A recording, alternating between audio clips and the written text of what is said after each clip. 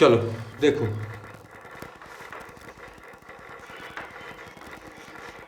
Crops in India, ठीक है। भारत में क्रॉप जो है कौन कौन सा मेजरली उपजाया जाता है। देखो, देश जब आज़ाद हुआ था ना भारत, तो भारत में बहुत ज़्यादा प्रोडक्शन करने की क्षमता नहीं थी। भारत दूसरे देश से गेहूं कर्जा मांगता था कि हमको कर्जा दीजिए, हमारे घर गांव मतलब देश में लोगों को खिलाने के लिए अनाज नहीं है। फिर हमारे पास एक प्रधानमंत्री आए जिनका नाम था लाल बहादुर शास्त्री जी, और इन्होंने एक काम किया जिसका नाम रखा था ग्रीन रिवॉल्यूशन। क्या रखा था? Green revolution. उस रिवॉल्यूशन में शास्त्री जी एक ऐसे प्राइम मिनिस्टर थे भारत के कि उनसे शालीन प्रधानमंत्री ढूंढ पाना बड़ा मुश्किल था, बहुत शालीन आदमी। इन्होंने पहले अपने परिवार को कहा कि जब पूरे देश में अनाज की कमी है तो हमारा परिवार कैसे भरपेट खा सकता है। तो इन्होंने अपने परिवार को कहा कि एक टाइम का खाना आप लोग छोड़ दीजिए, एक टाइम का खाना छोड़ दीजिए। उसके बाद शास्त्री जी पूरे देश के लोगों से एक बात बोले, किसानों से, कि पहली बार 1 मन, दूसरे मन 1.25 मन, तीसरे मन 1.5 मन, चौथे मन 1.25 मन, उसके बाद 2 मन, ऐसे उपजाते रहिए। प्रोडक्शन घटाना नहीं है, प्रोडक्शन को हर टाइम क्या करना है? बढ़ाना है। जानते हो उसका नतीजा क्या हुआ? जो देश कभी गेहूं दूसरे देश से मांग के खाता था, वो देश को क्या करने लगा? दूसरे देशों को निर्यात करने लगा, एक्सपोर्ट। दूसरे देशों को गेहूं दान करने लगा, गिफ्ट देने लगा देश जी, फ्री में। और इस समय इनको ये सब करने में बड़ी परेशानी है। परेशानी में मतलब क्या क्या, लोगों को कहा गया कि आप लोग हाइब्रिड सीड का इस्तेमाल करिए, ठीक है, क्योंकि इसमें क्या होता है कि प्रोडक्शन ज़्यादा होता है। प्रोडक्शन क्या होता है? ज़्यादा होता है, मेहनत कम लगता है, और इसको आप कमर्शियलाइज कर सकते हैं, बेच बाच भी सकते हैं। HY में सीड्स दिए गए, ठीक, लोगों को फ्री में सीड दिया जाता था, बीज, ले जा भाई खेत में लगाओ, लोग लगाएगा तो ये सब चीज़ होता। पहले लोग क्या करता था कि जैसे खेत किया, खेती किया, उसी में से कुछ जो है बचा के रख लिया बीज के लिए। लेकिन ये आया तो कहा कि नहीं, हम पूरा एकदम टेस्टिफाइड आपको बीज दे रहे हैं, वो भी फ्री ऑफ कॉस्ट, ले जाइए लगाइए, ठीक। सरसों का अभी भी ब्लॉक में सरसों तोड़ी वगैरह जो है वो फ्री में मिलता है, सब्सिडाइज मिलता है, 2 रुपये 1 रुपये मिलता है। तो टॉपिक है कि major crops in India, Bharat में मेजर क्रॉप्स क्या क्या है। तुमसे कोई पूछ दे कि बताओ कि तुम्हारे देश में मेजरली कौन कौन सा फसल उपजाया जाता है? गेहूं। तो गेहूं यानी वीट, हाँ, धान, और क्रॉप्स फसल। तो एक तो ये चीज हो गई। उसके बाद आ गया तुम्हारा मिलेट्स जिसमें ज्वार बाजरा ये सब आता है, ठीक, जो ताकत देता हो अनाज। उसके बाद आता है तुम्हारा पल्सेज, दाल, ठीक। उसके बाद तुम्हारा बाकी लोग भारत में क्या आता है? टी। उसके बाद आता है कॉफी। उसके बाद तुम्हारे पास आता है ऑयल सीड्स। ऑयल सीड्स का क्या मतलब हुआ? जिससे तेल निकाला जाता हो, ठीक। उसके बाद तुम्हारा होता है कॉटन का प्रोडक्शन बहुत लंबे समय से भारत में होता है, बहुत लंबे समय से, ठीक है। उसके बाद आता है तुम्हारा एक और चीज, उसका नाम है जूट, मतलब पटुआ। नाम सुने हो? अरे बोरा देखा है चीनी का? चटनी का बोरा। तो वही पटुआ से बनता है। जूट का मतलब होता है पटुआ, या उसको कहते हैं पटसन, ठीक है। भिंडी की तरह उसका जो है क्या होता है? पेड़ होता है। और एक और चीज तुम्हारा इसमें छूट गया जिसका नाम है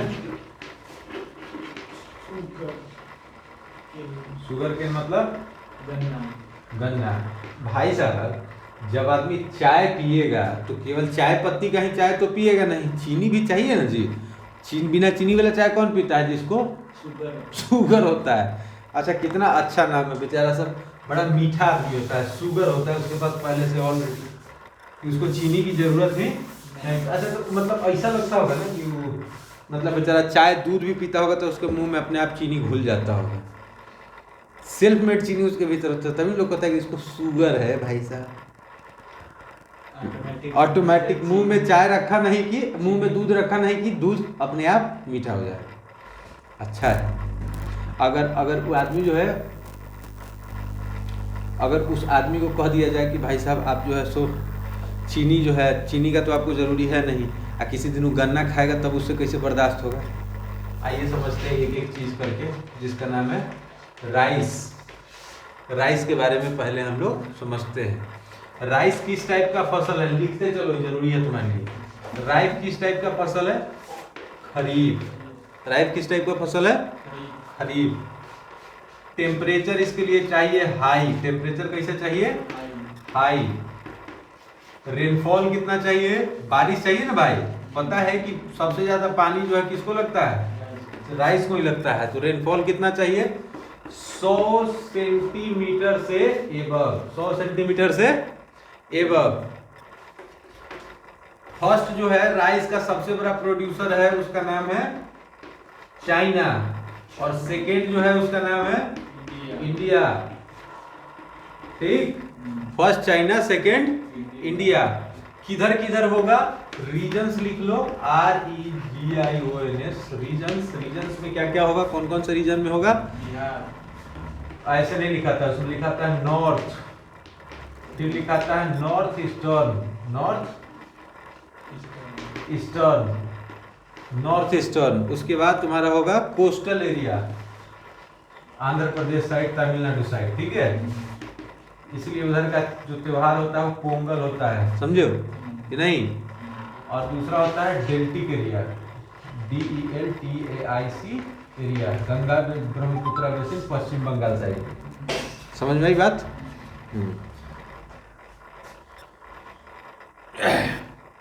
तो राइस अगर हमको देखना हो तो राइस में कैसे देखेंगे, पहले राइस कैसा फसल है, खरीफ। टेम्परेचर कैसा चाहिए, हाई। रेनफॉल कितना होना चाहिए, 100 सेंटीमीटर से ऊपर। पहला largest producer China, second largest producer India. कहाँ कहाँ रीजन में होगा, नॉर्थ ईस्टर्न, कोस्टल एरिया और डेल्टिक एरिया। समझ में आई बात। अब लिखिए गेहूं के बारे में। ठीक, अब लिखिए आप लोग व्हीट के बारे में।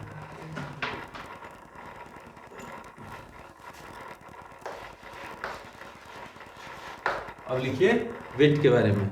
जब ई फसल खरीफ है तब गेहूं कैसा हो जाएगा, रबी। गेहूं कैसा हो जाएगा, रबी।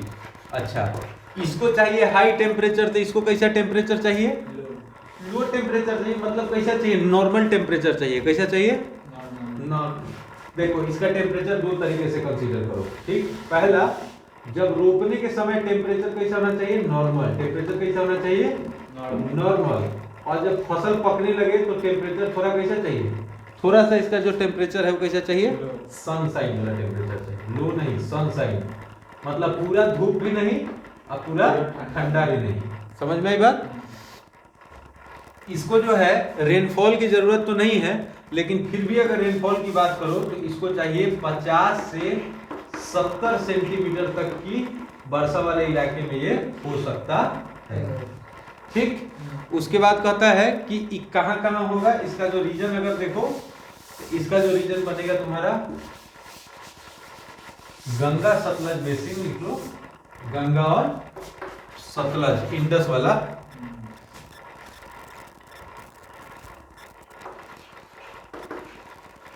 रीजन्स में लिख सकते हो तुम इसमें गंगा सतलज प्लेन,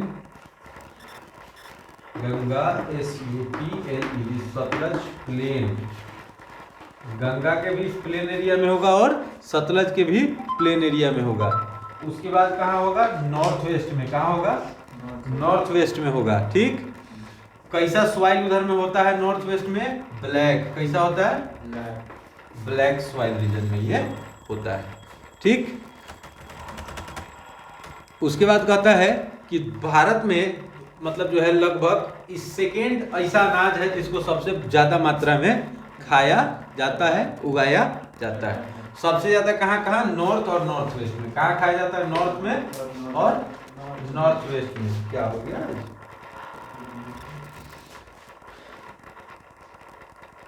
नॉर्थ या नॉर्थ वेस्ट में होता है। ठीक, अब हम लोग आते हैं मिलेट्स पे। मिलेट्स का मतलब होता है जो ताकत देने वाला अनाज है, तो जिसका हम लोग प्रोडक्शन इस्तेमाल मिलेट्स।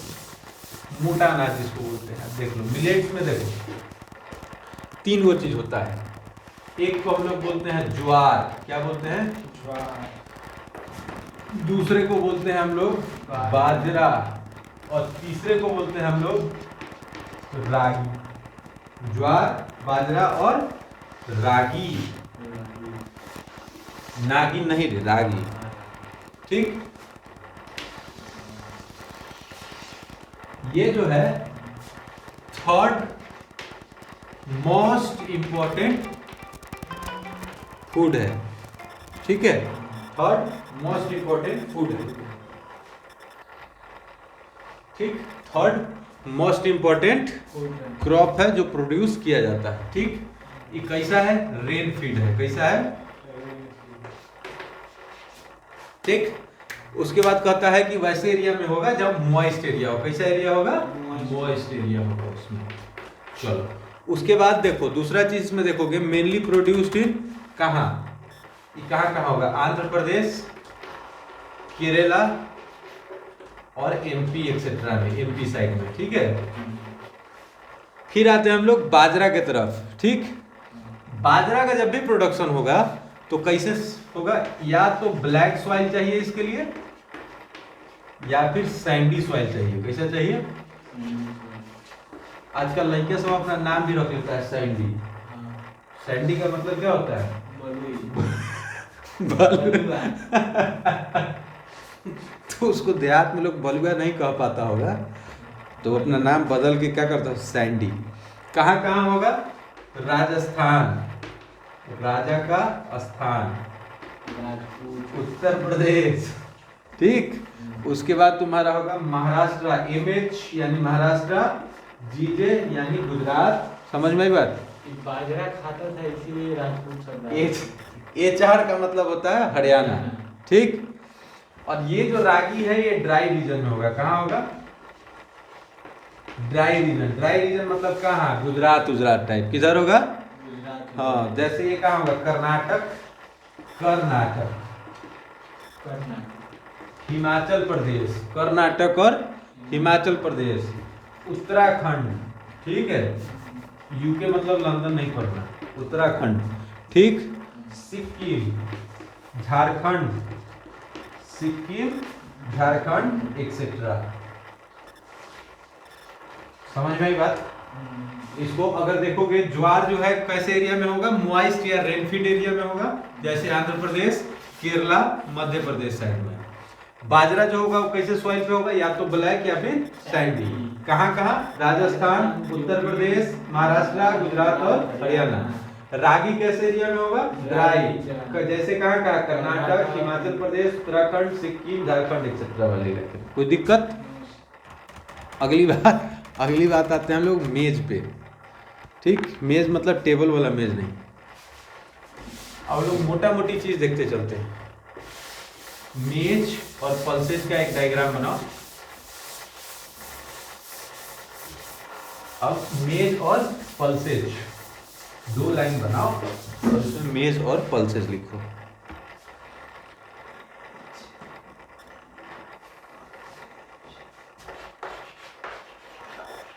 मेज और इधर पे लिखो एक साइड में पल्सेज। हम जब बच्चे थे ना, समझा, तो हमको जब पहला बार वर्ड सुनने के लिए मिला पल्सेज मतलब दाल। ठीक है, रहे होंगे लगभग 4th-5th क्लास में। तो एक आदमी थे हमारे गांव में, थोड़ा ज़्यादा तेज बनने वाले आदमी थे। लगते तो भाई ही थे लेकिन ज़्यादा तेज बनने वाले थे। तेज बनने का मतलब ये कि उनको लगता था कि हमसे ज़्यादा कोई यहाँ पे जानकार नहीं है, लेकिन वो भी आर्मी में ही थे बाय मिस्टेक। बड़ा हमसे पूछते थे जने तने। तो जिस दिन हम नया पढ़ के आए थे ना, तो हमको लगा था कि इनको ये बात पता नहीं होगा। तो हमारे से पूछे, भैया एक बात बताइए। तो कहे क्या? हमें पल्सेज मतलब क्या होता है? तो हमको जो हमारा तुक्का था वो सही लड़ गया, उनको सही में नहीं पता था कि पल्सेज मतलब क्या होता है। अच्छा, कुछ ऐसा वर्ड है जो बड़ा टिपिकल वर्ड है जो सब लोगों को नहीं पता है। मान लो टैमरिंड मतलब इमली, तुमको भी नहीं पता था। चलो ठीक है, पहले इसको देख लो। मेज जो है वो कैसा फसल है? खरीफ। कैसा फसल है? खरीफ। मक्का कैसा फसल है? हल्दी है। टर्मरिक। ठीक, इसके लिए टेम्परेचर चाहिए 21 डिग्री सेल्सियस से 27 डिग्री सेल्सियस तक का इसमें टेम्परेचर चाहिए। ठीक, 21 डिग्री से इस किस तरीके के जमीन पे होगा? ओल्ड ओलुवियल। ये तो पता ही होगा ओलुवियल, अलुवियल और डेलुवियल पता है। उसके बाद देखो इसका यूज हम लोग किस किस चीज के लिए करते हैं? एक तो फूड के लिए तो करते ही हैं और फूडर के लिए भी करते हैं। फूडर मतलब समझते हो? फूडर का मतलब होता है चारा, पशुओं को खिलाने के लिए। तो मक्का का जो फसल होता है वो हम लोग तोड़ लेते हैं, बाकी को काट के जानवर को खिला देते हैं।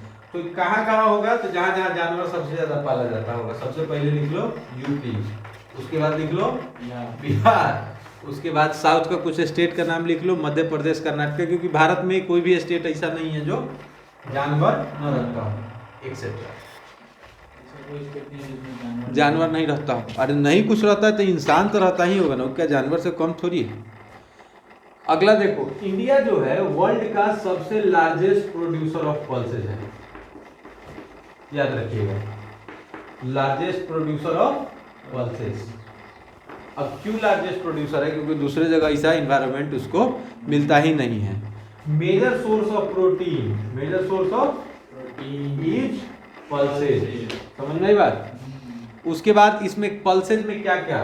तूर, तूर को बोलते हैं हम लोग अरहर। क्या बोलते हैं अपने यहाँ? अरहर। और बिहार में उसको कहते हैं हम लोग रहरी। ठीक, दूसरा होता है उड़द। ठीक, उड़द। उसके बाद बोलते हैं हम लोग मूंग। उसके बाद बोलते हैं मसूर। समझा?